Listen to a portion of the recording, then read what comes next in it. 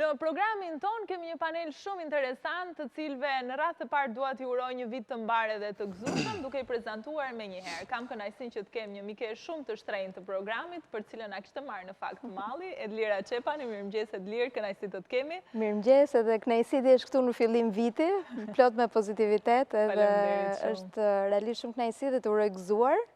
Edhe një vit sa më të mbarë. Uroj dhe unë më të mirat për ty Edlira dhe sa më shumë projekte të cilat ti si aktiviste i çon përpara edhe mbi të gjitha si një zë shumë i fuqishëm për shtresat vulnerabël, po sidomos edhe për vajzat edhe për gratë. Shumë faleminderit. Shpresojmë kemi sa më pak probleme, por ato që kemi shpresojmë kemi edhe mundësinë, sa më shumë mundësi për t'i zgjidhur edhe për të qenë afër atyre që kanë nevojë. Sa më shumë të përçojmë pozitivitet. Dhe kur themi për pozitivitet, mendojmë për Super Eglentin. Eglent Bici, sipërmarrës dhe trajner motivues. Mirëmëngjes Eglent, kënaqësi të të kemi. Super mirëmëngjesi. Faleminderit që më keni. Faleminderit që je në program. Besoj ka nisur viti mbar për ty. Unë nuk është çështje viti, është çështje dëshire. Pra nëse ti do ta nisësh mbar, nis mbar. Unë e kam nisur shumë mirë, kështu që gjasat janë të shkojnë shumë mirë. Ne nisëm bisedën me mikun tim Miron Çako, teolog, për ata që nuk na kanë ndjekur në pjesën e parë të programit. E nisëm duke folur për ritualet e datës 6 janare dhe për heqjen e pemës Krishtlindje, dhe por tani do të kalojmë në një temë tjetër dhe në fakt Miron nuk të pyeta pak më parë, si ka nisur viti për ty? Viti për ne ose për mua si besimtar, flas sepse përfaqësoj besimtarët e krishterë, nuk është gjë e rastishëm, për neve koha nuk është diçka e rastishme, është i krijuar nga krijuesi dhe për ne viti nis me bekim. Zakonisht të krishterët në datën 1 shkojnë në kish, është dhe një festë e madhe që është festa e rrethprerjes së Krishtit dhe Shën Vasili të Madh, e marrin bekimin e Zotit për të filluar një startim të ri. Koha në vetvete nuk është as e mirë as e keqe, varet si e përdorim ne. Dhe jo si e përdorim ne thjesht në dëshirat tona, sepse jo të gjitha dëshirat realizohen. Po t'ishte ashtu, se neve do thoja që kjo do bëhet mirë dhe bëhet mirë, atëherë gjithçka ishte rregulluar. Por neve mbështetemi në providencën hyjnore dhe Zoti që ka krijuar kohën dhe hapësirën na bekon brenda kohës dhe hapësirës për të përmbushur atë qëllimin që kemi neve që të jetojmë mirë si nga qenie shpirtërore, fizike dhe shoqërore. Edlir, ti i përket ndonjë besimi fetar? Po, unë besoj në Zot patjetër, edhe besoj se është një nga gjërat më të mira që kam bërë, sepse kur kam vendosur që t'jem besimtare, sepse realisht jep një shpresë më shumë edhe t'jep një qëllim më shumë. Kështu që patjetër që është një shprehje interesante që askush nuk e mbush dot atë pjesën në zemrën edhe në qenien tënde, se sa Zoti. Shën Agustini e ka thënë. Zemra e njeriu nuk do jetë e qetë derisa të mbushet me krijuesin e Zotit. Kështu që është diçka që atyre që nuk e kanë, realisht besoj se i mungon diçka, të cilën mundohen ta gjejnë në mënyra të tjera nga më të ndryshmet, dhe për mendimin tim unë e kam gjetur, edhe është ajo gjëja që të sjell shumë paqe, edhe të sjell edhe ca hapa shumë interesant që ti i hedh në jetë, edhe ca vlera të cilat unë mendoj se për shoqërinë janë të rëndësishme. Kështu që nuk e di zakonin e 1 janarit. Unë kam jetuar për shumë vite në Itali dhe di atë datën 6, që ishte kjo befana që trëmbeshin kalamajt, se ju silte atë karbonen, nëse nuk ishin të mirë, dhe në Itali në fakt është një fest shumë e njohur. Pra data 6 janar është pushim zyrtar. Ne këtu nuk e kemi, pra ne kemi disa ujin e bekuar dhe disa zakone që i bëjmë, por në Itali ishte një gjë shumë e madhe, edhe ishte një fest pas vitit të ri, dhe ata e kanë shumë qejf festat njëra mbas tjetrës, kështu që ishte re. Shiko, të jemi sinqert, vitin e kaluar pata një diskutim me mikun tim Eglenti, ai kishte marrë një blog vitin e kaluar Eglenti, mbaj mend shumë mirë, dhe më tregove se aty do të plotësosh, le të themi, çdo ditë praktikisht qëllimet e tua, planet që ke, objektivat që ke çdo ditë. Dhe në fakt, paneli i sot më ndërtua mbi bazë të atij mendimi që un kam patur. Thash, është e rëndësishme që ta nisim pse jo programin televiziv në këtë fillim viti, le themi, për t'i dhënë njerëzve qoftë edhe një motivim apo një formë se si ne mund të vendosim objektivat tanë. E ke plotësuar me koreksi vitin e kaluar? Më kam ende atje blokun. E ke blokun me vetë? Pra, është ideja e blokut nuk është se bloku do të realizojë ty qëllimet dhe objektivat tua. Ideja është që ti e shef, ti e shkruan, ti e vizualizon, ti e projekton, dhe nëse këtë gjë ti e bën në mënyrë të përhershme, të rregullt, atëherë subkonscienca jote e merr të informacionin dhe ti thua, unë kam për të bërë këtë, unë kam për të arritur këtë gjë, unë kam për të hequr, për të mos u marrë me këto gjëra që më harxojnë kohën time, energjinë time, dëshirat e mia e tjerë. Pra, cili është objektivi? Ajo të shka ndodhë, sidomos në mënyrën si ne jetojmë sot, është që ne jemi shumë të ngarkuar, ose të bombarduar, do thoja unë, me informacione nga të gjitha anët. Me oferta, me mundësi, me dëshira, me projekte, me partner, me bashkëpunëtor, që nga të gjitha anët ne na ofrojnë gjëra, ose na ofrohen gjëra. Dhe ti kupton, disa për i tyre janë shumë të lehta për të arritur, dhe thua pse jo, po dal nga rruga ime, dhe po bëj këtë gjën. Dhe pastaj, kur ti e shef vetën, mbasi e bën atë, harron të kthehesh përsëri te rruga që ke nisur përpara. Dhe nëse nuk e ke projektuar çfarë ti do, ti do bësh çfarë dali rrugës, po nuk do bësh, nuk do arrish atë çka ti do. Sa e mundshme është të realizohet me kaq përpikmëri kjo që ti thua? Si e ke parë ti ndër vite, ndoshta edhe tek miqtë e tu ose tek vetë ti? E di si është, pra ti nuk mund të rish para televizorit dhe të bësh muskuj. Pra, duhet shkosh patjetër në palestër, duhet bësh vrap, dhe këtë gjë ta bësh në mënyrë konsistente të përhershme. Pra nuk mund të shkosh një ditë dhe të bësh 8 orë aktivitet fizik dhe 6 ditë tjera t'ia fusësh gjumit mos bësh asnjë gjë. Nuk funksionon. Pra ti duhet bësh çdo ditë nga 20 minuta nga gjysmore dhe është më efektive dhe eficiente sa të bësh një ditë 7 orë apo 8 orë. Pra nëse në mënyrë akumulative ti bën për 7 ditë, po themi neve 1 orë e gjysmë apo 2 orë aktivitet fizik, është shumë i vlefshëm se 8 orë brenda një dite. E njëjta gjë vlen dhe pjesën e programimit tënd. Është shumë e rëndësishme të programojmë veten tonë. Ne programojmë madje një nga gjërat që un kam bërë me veten time është takimi me veten time. Pra rregullisht gjej kohë për të folur me Glentin. Pra ulem me veten, ose meditoj, ose reflektoj, marr bllokun përpara, nisë laps ose i laps dhe shkruaj kush je ti. Pra kush jam unë, çfarë unë dua, kush unë dua të jem, çfarë unë dua të bëj, çfarë unë dua të kem, çfarë dua të arrit, çfarë dua të kontribuoj, çfarë dua të bëj për të tjerët. Ne jetojmë komunitet, dhe nëse ne nuk bëjmë gjëra për të tjerët, për komunitetin, si puna sa që bën Edlira, si puna sa që bën Zotëria, pra nëse ne nuk kontribuojmë për të mirën publike, nuk ndihesh asnjëherë i plotësuar. Dhe nëse kjo lidhet me të mirën tënde personale, është e mrekullueshme. Je e ides për të bërë plane në letër Edlir, si eshe? Dhe shumë e rëndësishme. Kjo pjesa, nuk e di pse, ne kemi këtë traditën të gjithë, që sidomos kur është vit i ri, jemi të gjithë kështu me këtë dëshirën për të filluar diçka të re, për të bërë rezoluta, për të marrë vendime, çfarë do bëjmë vitin tjetër. Dhe nga një anë është shumë e mirë, sepse planifikimi është diçka që të çon drejt suksesit. Pra planifikimi dhe menaxhimi janë dy hapat e rëndësishëm drejt suksesit. Por nga ana tjetër, unë kam gjithmonë këtë merakun që kjo gjë të mos na kthehet në stres. Ç'a ndodh? Jemi ashtu siç jemi, siç po thoshte Glenti, që jemi të bombarduar nga oferta të ndryshme. Në një farë pike ne bombardohemi edhe nga motivimi i të qenit gjithmonë në formë, gjithmonë të karikuar, gjithmonë të planifikuar, gjithmonë me prioritetet e dura, dhe si njerëz që jemi, ne nuk ja dalim gjithmonë. Edhe është ky momenti, mbasi ti ke pirë 3 kafe, mbas një 2-3 orësh, pastaj e kështu që nuk trupi jot je i zauruar. Dhe kam gjithmonë këtë frikën që kjo gjëja e planifikimit mund të kthehet bumerang dhe në stres. Dhe ndonjëherë, unë jam, ti e di, jam rritur në Amerikë Latine. Ndonjëherë ajo pjesa e atyre që i marrin gjërat më lehtë se sa që marrim neve këtej nga Europa, ndonjëherë është edhe mënyra e durë. Pra planifikimi është shumë i rëndësishëm, ti vësh qëllime vetes patjetër, por për aq kohë, sa ty nuk fillojnë të pengojnë për të shijuar ato gjërat që arrin edhe ato gjërat që ke. Unë kam një defekt shumë të madh, për shembull, që kur kam një to-do list, një listë e gjërave për të bërë, në qoftë se nuk e mbaroj të gjitha, stresohem. Pra jam check, okay, shumë mirë kjo, po tani duhet kaloj me njëherë të tjetra.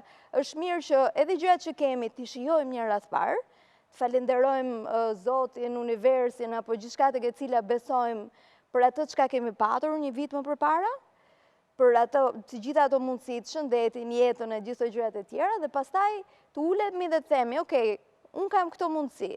Jam mirënjohës për X, Y gjëra, qa mund të bëj pak më shumë? Por edhe kjo pjesa, okej, unë jam nga ata njerëzit që i vendos vetes qëllime shumë të larta dhe shumë të largta. Edhe jam edhe nga ata njerëzit që i vizualizoj, siç thotë Glenti etj. Po ndonjëherë është mirë ta fillojmë dhe me ato qëllimet e vogla. Pra mos themi për shembull tek pjesa e rëndësishme pas vitit të ri që do bie 10 kg, po të themi që do bie 2.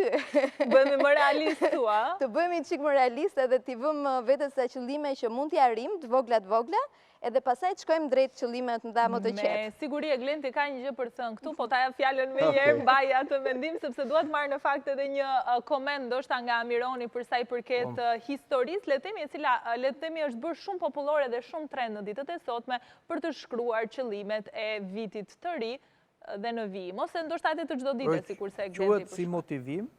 Këtu biem dakord që njeriu ka disa plane, vë disa piketa dhe thash që viti i ri është një mundësi e re, një start i ri. Dhe çdo ditë është një mundësi e re. Çdo ditë në vetvete është një fillim dhe një mbarim. Është jeta dhe vdekja. Dhe problemi është ky që ku ndryshojmë. Krishti thot, duke përmendur nga Bibla, pa mua nuk bëni dot asgjë. Pra, njeriu nuk është një qenie e vetë mjaftueshme, e pavarur nga krijimi. Ai i lidhur brenda krijimit, aq më tepër me atë që e krijoi. Dhe ku shikojmë gabim, në qoftë se ne do t'i vëmë këto piketa, këto plane, vetëm në motivimin ton, duke thënë vetes, do ta bëj, kjo nuk varet vetëm nga motivi, po varet nga shumë rrethana, si sociale, si personale, si fizike, si shpirtërore, dhe shpeshherë këto nuk arrihen dhe vim tek stresi. Çështja është mos ndoshta nuk arrihen sepse se kemi besimin absolut që mund të arrijmë. Jo, problemi është këtu, po. Jo të gjitha gjërat që ne mendojmë janë të mira për ne. Si një fëmijë që ka shumë pretendime, po prindi nuk ja realizon gjitha, sepse ato mund të jenë dëm të atij. Edhe krijuesi ynë, Zoti, nuk na realizon gjitha lutjet që ne i bëjmë atij. Prandaj ne themi u bë vullneti yt. Unë parashtroj diçka, pastaj them u bë vullneti yt, sepse ai e di se çfarë është e mirë për mua. Mos mendoni se çdo hani, çdo pini, çdo vishni. Këto i mendojnë paganë, thot Krishti. Kërkoni së pari mbretërinë e Perëndisë dhe drejtsinë e tij, gjitha do jepen si shtesë, dhe mos mendoni për nesër. Më qëndro pak e kjo pikë se më pëlqeu shumë, dua ta fus dhe Glentin në bisedë. Të ka ndodhur ndonjëherë të dua shumë diçka, nuk të është realizuar ajo që ke dashur me gjithë qenien tënde dhe pastaj të kesh kuptuar me kalimin e viteve ose muajve që në fakt pas ka qenë më mirë që s'u bë ajo. Shiko, kjo ndodh shpesh. Mua më ka ndodhur për vete. Po kthehem pak tek, do të thënë, ajo çka u tha për pjesën e Mironi, për pjesën e asaj që Jezu Krishti ka thënë që pa mua nuk bëni asgjë, për mua më duket një lloj kërcënimi. Dhe unë nuk dua të kërcënohem nga askush, qoftë ky edhe Zoti apo Jezu Krishti. Pra pa mua s'bëni asgjë. Kaloj tek çka do thot objektive. E kuptoj. Nuk është prej kaq e sheshtë. Si përfaqësore. E kuptoj. Është një koncept i tërë mbas asaj. E kuptoj. Domethënë është okay. Edlira tha për pjesën e objektive të mëdha që unë kam shumë të larta dhe nuk i arrit dhe ndjehemi lodhur, e kputur, e mërzitur, e stresuar. Sepse ne përpiqemi se kërkojmë zakonisht arrijmë gjëra të cilat janë përtej mundësive tona. Kur vendosin objektivat, ka disa rregulla që ti vendosësh. Më thënë, janë ato smart, pra t'jenë të arritshme, t'jenë të qarta, t'jenë mirë përcaktuara në kohë dhe t'jenë realiste e tjerë. Pra nëse ti vendos objektiva jo realiste, absolutisht do mërzitur të stresohesh. Dhe unë, çfarë kam kuptuar gjatë kësaj kohe që jam përpjekur, kam lexuar e tjerë, ka 3 lloje objektiva që unë i vendos gjithmonë vetes time. Objektiva jo ditore, objektiva të thjeshta, të cilat mund ta bëj tani. Objektiv që mund ta bëj tani, një telefonat, një SMS dikujt që më ka marrë malli, ose një klient që e kam harruar, ose një mirënjohje për veten time, objektivi vogël fare. Pra çdo mëngjes ti të bësh diçka të cilët ta çekosh e bëra. Po. Dhe në rast se ti nga dita bën 2 apo 3 të tilla, atëherë dita ka filluar në mënyrë fantastike. Pastaj janë objektivat e mesme, të cilat lidhen me atë çka ti mund bësh për një ditë, për një javë, për një muaj, dhe që varen vetëm nga ty. Pra nëse ne vendosim objektivat, varen nga dikush tjetër, gjasat janë që nuk kanë për të realizuar. Nëse unë them që duhet jetoj në një shoqëri më të mirë, nuk varet nga ty ajo. Ama nëse duhet shkojnë palestër, varet nga ty. Absolutisht, e varet vetëm nga ty. Dhe nëse e palestër është e mbyllur, shkoke tjetra, dhe nëse është e mbyllur, shkoke tjetra, pa ma varet vetëm nga ty. Shëndeti jeta varet vetëm nga ty? Jo, nuk varen vetëm nga ty. Por thua duhet jemi shëndetshëm. Jo, nuk e themu, nuk varet nga unë ajo. Një mikrob, një virus, e u thele në shtëpi smur. Unë dua të ushqehem shëndetshëm. Unë dua të kujdesem për trupin tim. Unë dua të kujdesem për mendjen time. Kaq bëj unë, kaq varet nga unë. Zoti, gjësia, universi, qënja, energjia do ndikojnë ke unë, patjetër. Trupi jonë e ka aftësinë të shërohet vetë. Patjetër, unë mendoj që mos i vim kësaj se shkencë më vete e vazhdo. Kjo autosuggestion, ndihmon, po jo se shëron. Se po ishin shëruar gjithë pastaj. Po, Edlira tha pak më përpara që ne vendosim objektiva në fund vitës, në fillim të vitit, dhe pastaj statistikat kanë treguar që në datën 15 janar, mbi 90% e njerëzve i kanë shkelur ato rezolucionet që kanë vendosur vitin e ri. Pse? Sepse nuk janë konsistent, ose se janë shumë të arritshme. Nuk është objektiv të thuash do humbas 10 kile, madje as do humbas 2 kile. E di çfarë është objektiv? Ti të thuash që unë nuk kam për të ngrënë darkë, fare, ose do ha vetëm fruta në darkë, ose do ha vetëm një kos, ose do ha, ai është objektiv që varet vetëm nga ty, dhe pastaj humbja e peshës krijohet. Objektivi është të thuash që unë do shkoj 3 herë në një javë në palestër. Ky është objektiv që varet nga ty. Objektivi është të thuash do dal në mëngjes dhe do bëj vrap. Ky është objektiv që varet nga ty. Humbet apo nuk humbet peshë, mund mos humbasesh për 1 muaj, 2 muaj, 3 muaj, por krijon masë muskulore. Ajo që tha dhe Mironi pak më parë, jo dorë e thanë varet nga ty. E thotë Glendi se është unë.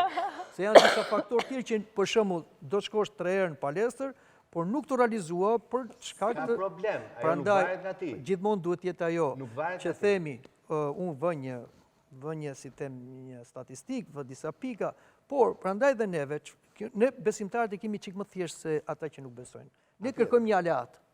Njeriu vetëm nuk mund të dalë. Për shembull, je një qenie shoqërore. Jemi qenie që duam të hapim dorë njëri tjetrit. Ne si program si ja dalim dot kemi ca mbështetës që duhet i falenderojmë tani. Të dukshëm dhe të padukshëm. Të dukshëm dhe të padukshëm, që shkojmë në publicitet dhe rikthehemi me njëherë me fjalën e Mironit. Më shkurt se kaq nuk jepnim dot publicitetin, kështu që vijojmë bisedën se është intense, interesante dhe mbi të gjitha ku rrihen mendime të ndryshme, kam përshtypjen që sjellin një ndryshim pozitiv. Miron, e lam së bashku diskutimin. Themi atë që prap Krishti na thonë një apostolat tjetër. Mos mendoni për nesër, mjafton i dherimi ditës sotme. Dikush thotë, unë mendoj deri në drek. Pastaj e lë Zoti. Do me thënë, kjo nuk do thotë se jemi fatalist. Kjo do thotë se neve lutemi dhe i kërkojmë Perëndis aleancë, bashkëpunim dhe miqve dhe shokëve për të realizuar atë që është qëllimi i jetës sonë, pra të mirën e jetës sonë.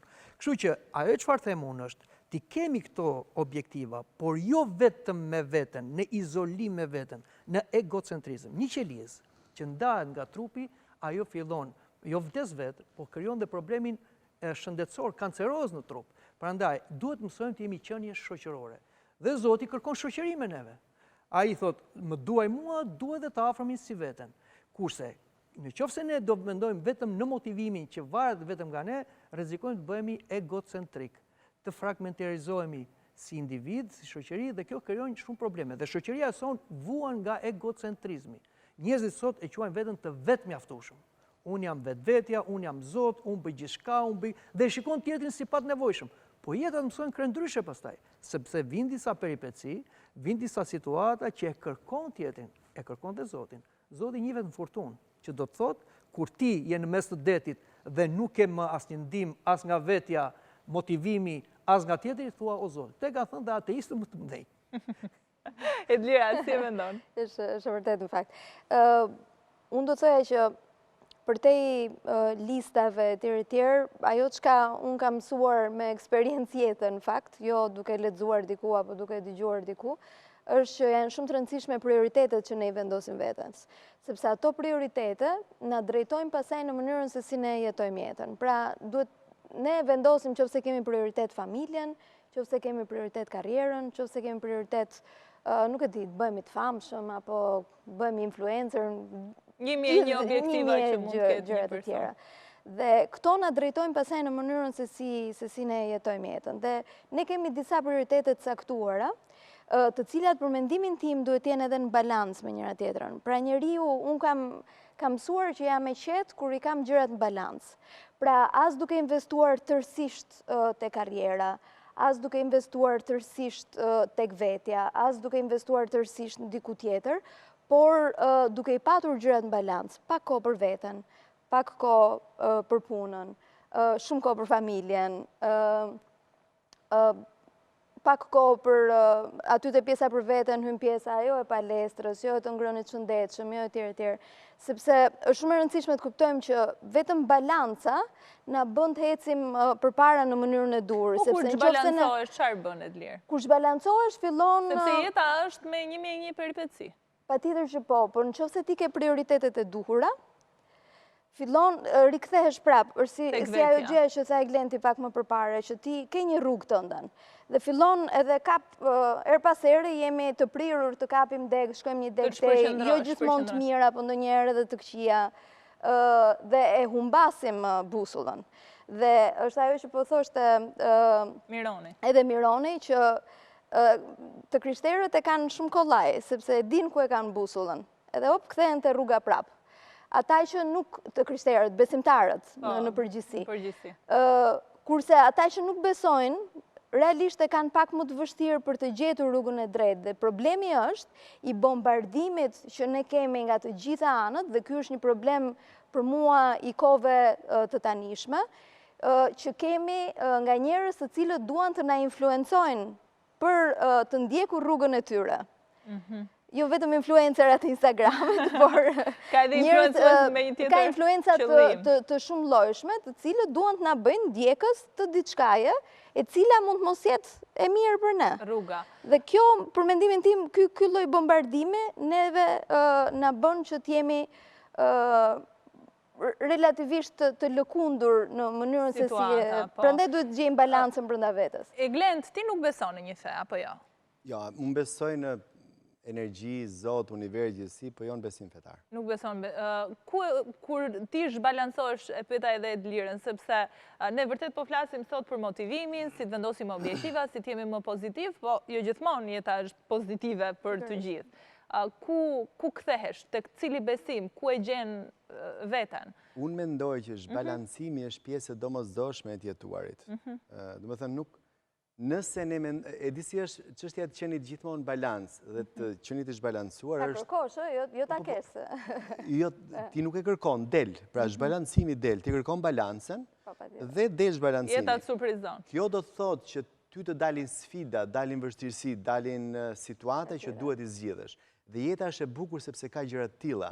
Në jetë, secili prej nesh orientohet vetëm drejt dy gjërave. Pra, dhimbja dhe knajsia, eliminimi dhimbjes dhe përjetimi i knajsis. Ashtu si që ne e perceptojmë, se cili për nesh e perceptojnë ndryshe, qoftë dhimbjen qoftë knajsin, por këto të dyja janë ato që kanë orientojnë në jetën tonë. Në çfarë do lloj gjëje që ne bëjmë. Shumica e njerëzve, këtë dhimbje pastaj nga që nuk e te kalojnë dot, nuk e përjetojnë dot, nuk e ndjejnë dot, e kalojnë në vuajtje. Vuajtja nuk është proces që ndodh, është vendimarrje që ne marrim që ato dhimbje që na ndodhen ta kalojmë përtej asaj që ka ndodhur. Po. Dhe gjithçka këtu e kemi në dorë ne. Ne në marrëdhënie me Zotin, marrëdhënie me gjithësinë, marrëdhënie me universin, marrëdhënie me shpirtin ton, marrëdhënie me mendjen tonë e tjerë. Pra ndodhi, okej, s'kam çfarë i bëj. Zoti, gjithësia, universi, energjia vendosi që kjo të ndodh. It's okay.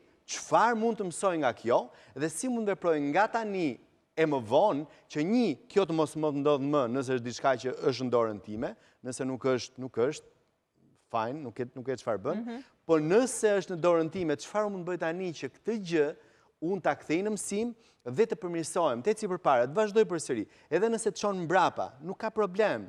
Ti stërvitesh, ti mësohesh dhe jeta është e bukur sepse ka momente të tilla. Nëse nuk do kishte momente të tilla, do ishte moment të jetë. A do të thotë kjo se ti besimin e ke në fakt tek vetja? Pra, në rast që një situatë dramatike larg o Zot të ndodh, ku drejtohesh me besimin tënd? Ku e ke shpresën tënde? Do thoja që patjetër ke vetja ime. Tek vetja. Do thënë, e di që kjo do duket një lloj herezie për ata që besojnë ke besimet fetare. Shikoj, njerëzit kanë mendime të ndryshme, gjithsecili gjen veten kudo. Por unë përpiqem të mendoj çfarë do lloj gjëje e mbi natyrshme, Zoti i gjithsej univers ma solli këtë gjë. E glen. Pranoje, është fakt, pra ndodhi, përjetoje, ndjeje, shijoje këtë dhimbjen që të erdhi dhe ecë përpara, vazhdo. Sepse nëse nuk e bën, e di çfarë, frika është madje dhe besimi fetar, atë veglën e tij kryesore, mjetin kryesor ka frikën. Frikën që njerëzit të përjetojnë vuaj dhe përjetojnë vërtetësi, kështu që hajdeni ke besimi fetar që ti mos e përjetosh frikën. Jo, është gabim kjo. E ka të dashuria është. Mirë, frika dhe dashuria janë të dyja. Frika është në formën e respektit. Frika është fillimi i diturisë që çon në dashuri. Është Si në të formën e fëmijët. respektit. Frika është e fesë mesjetare. Dakord, po është frika pjesë e gjithë procesit. Dhe frika është që ne na pengon të ecim përpara. Se shumica e njerëzve, madje një nga pyetjet që më bëhet rëndom është si ta eliminoj frikën. Nuk eliminon dot frikën, pik. Frika është proces e talamusit, pra ne, truri ynë është i programuar në atë mënyrë që ne gjatë gjithë kohës të na thotë, kujdes këtë, mos e bëj atë, shiko këtu, se dia ja vlen ta bësh. Pse? Sepse ai do ti t'jesh i sigurt, të mbjetosh, të vazhdosh sa më gjatë. Ndërsa mendja në lidhje me besimin ke Zotin, lidhje me besimin ke energjia, ke universi, ke gjithësia, është ajo që lufton me trurin dhe thot, jo vlla, unë do ta bëj, është diçka që unë e dua. Pra, ti rri, jeto, ço mesazhe që duhet çosh në trupin tim, po unë do kaloj përtej asaj çka ti, tru i dashur, do. Pra, frikën duhet ta pranosh, duhet ta përjetosh, duhet përballesh me ta, të vazhdosh përpara. Çfarë mrekullish ke parë nga ky besim që ti ke në veten tënde? Ja, unë jam mrekullia vetë, e para. Ti je mrekullia vetë. E dyta, ndjesia që kam realisht, unë jam 46 vjeç, e kusur. Më thonë, nuk kam abuzuar asnjëherë me trupin tim, pra as alkoolra, as cigara, as drogëra, as ushqime të këqija e tjerë. Dhe ndihem shkëlqyeshëm kur më thonë që më dukesh si 30 vjeç. Pse? Nëse duke me të vërtetë është shumë mirë, për dhe nëse ma thonë si kompliment përsëri ti ndjehesh shumë mirë, kjo do të thotë që unë kujdesem për veten time, për trupin tim, për mendjen time, për shpirtin tim, edhe shpirtin, nuk është se unë nuk kujdesem për shpirtin. Lexoj libra shpirtëror, kam lexuar Biblën, kam lexuar Kuranin, kam lexuar Magatavitën këtyre të besimit indian. Pse? Sepse duhet kuptoj nga vjen gjithë kjo energjia dhe patjetër. Dhe librat e motivimit, librat e rritjes, zhvillimit, progresit që unë lexoj, predikoj, trajnoj e tjerë, bazën e tyre e kanë nga Biblia, e kanë nga librat e shenjtë. Pra nuk e kanë bazën, pra kur ti thua trajtoj tjerë se do të trajtoj veten tënde, nuk është një gjë që e ka thënë Tony Robbins, apo Vasil Naci, apo Glenn Beatty, apo ku diun. Është një gjë që është shkruar në Bibël. Pra janë këto gjëra të cilat vinë si mesazhe, por shumica e njerëzve i harrojnë këto mesazhe. Shumica e njerëzve merren me mesazhet edhe të ndikuar nga persona të cilët janë të veshur me petkun e besimit fetar të gjitha feve dhe orientojnë si ata duan. Shumica e njerëzve nëse studiojnë vetë librat e shenjtë, ti studiojnë vetë librat e shenjtë, unë mendoj që aty ka mësime pafund të mrekullueshme. Fantastik. Miron e shoh se u bëre gati për të folur dhe për të dhënë komentin tënd me shumë dëshirë. Po shikoja këto dy enë. Njëra ka ujë normal. Me gazesh, ai po nese. Ka rëndësi, normal në kuptimin ku se ky quhet ujë bekuar. Në qoftë se neve, mbas 1 muaj, 2 muaj, 3 muaj, do vim, t'i lëm këtu dhe do vim t'i egzaminojmë. Ky do vjerë, ky do qëndroj kështu. Kush është ndryshimi? Sepse ky është ujë bekuar, ka energjinë e Zotit, që Zoti është i përjetshëm, i pashtershëm, i pavdekshëm. Ky është diçka natyrale. Kështu është dhe njeriu. Njeriu është natyral. do të thotë që ai nuk ka energji, nuk është i pavdekshëm, ne vdesim. Sa do e glenti të ri, do të mendoj 30 vjeç, nuk është 30 vjeç, dhe jeta vazhdon, vitet ikin, realiteti është krejt ndryshe nga ajo çfarë unë mendoj. Pra, ne do të jemi me këmbë në tokë. Pra, jemi qenie të vdekshme që do kalojmë në disa procese që nuk i shmangim dot. Armiku më i madh jonë është vdekja. Gjitha mund t'i kalojmë vdekjen se të kalojmë dot.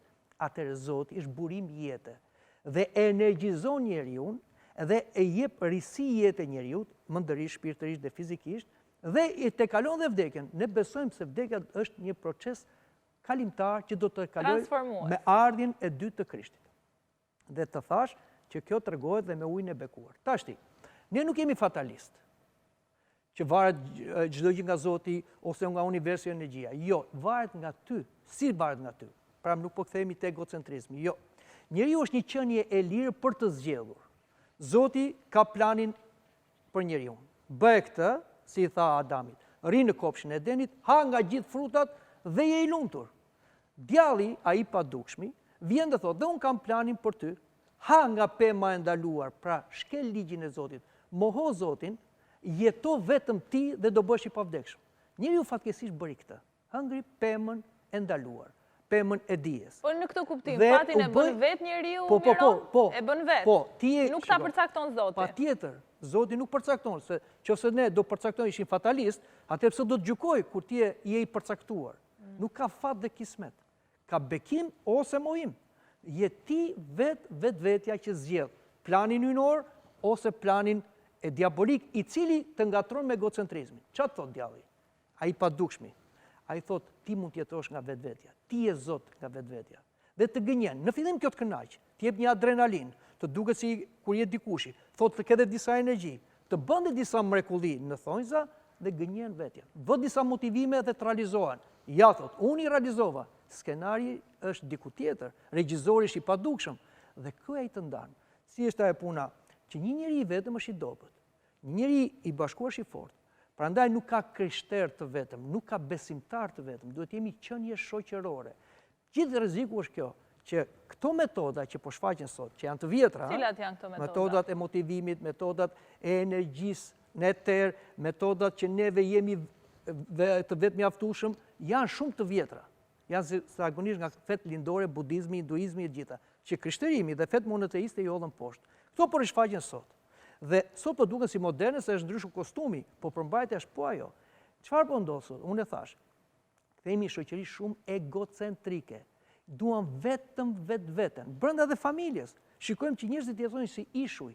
Aq më tepër kur ti bombardohesh nga këto motivime, atëherë ndodh një ndalim nga realiteti. Dhe do vi një moment që ti nuk mund të jetosh dot vetëm. Është e pamundur. Me siguri Glenti ka një gjë për të thënë këtu se... Unë një pyetje. Po. Çfarë do ndodhte me mua nëse unë vendos nga sot pi vetëm ujë të shenjtë? A do jetoja në përjetësi?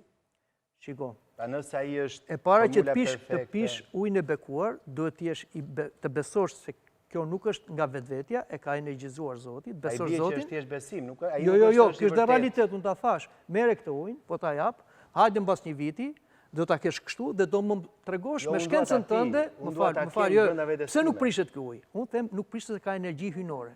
Atëre, po si jam me krishter, nuk bën punë. Ky është problemi.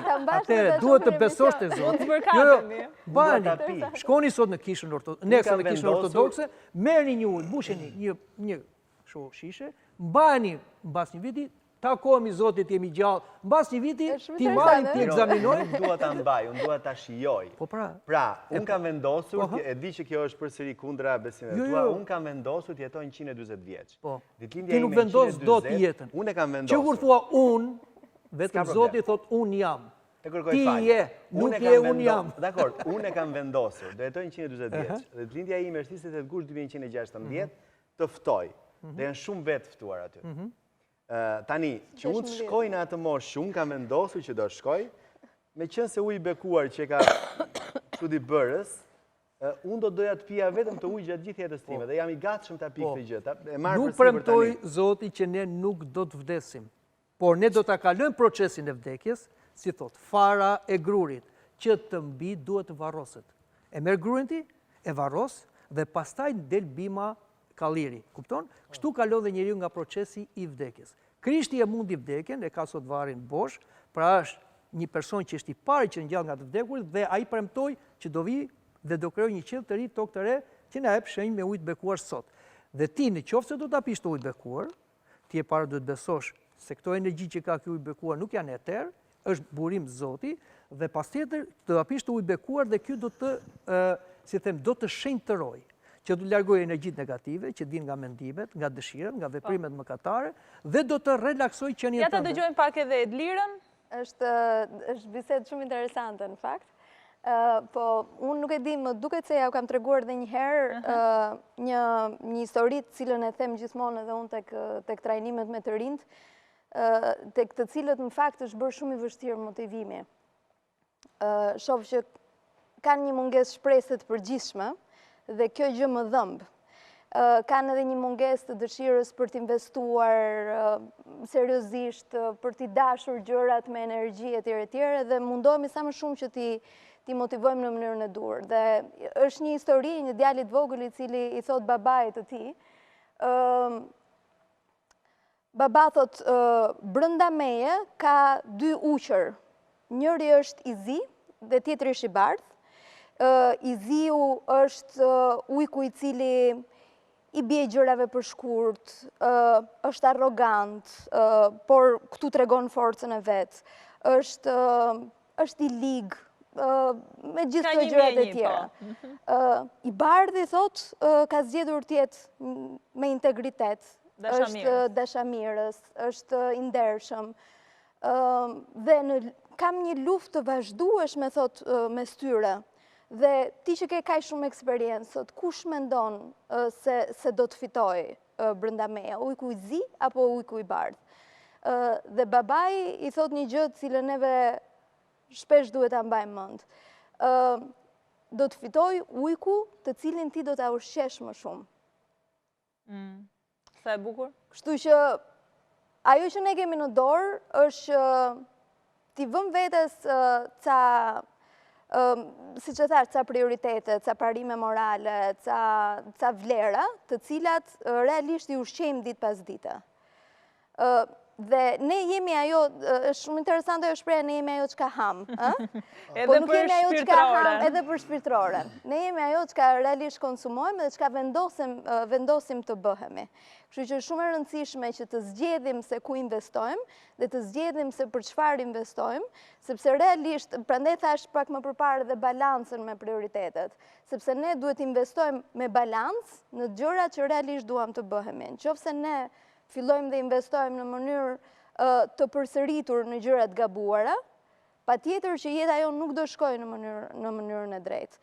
Nëse ne në mënyrë të përsëritur investojmë pak nga pak në gjëra që i mendojmë të drejta, edhe në qoftë se jemi të bombarduar me faktin që këto gjëra mund të mos duken mjaftueshëm interesante për momentin në sytë të tjerëve, siç është integriteti, vlerat dhe gjithë këto gjërat e tjera, neve ato do të na japin një rrugë të qëndrueshme. Kështu që gjëja që unë bëj në përgjithësi për vit të ri është pikërisht kjo.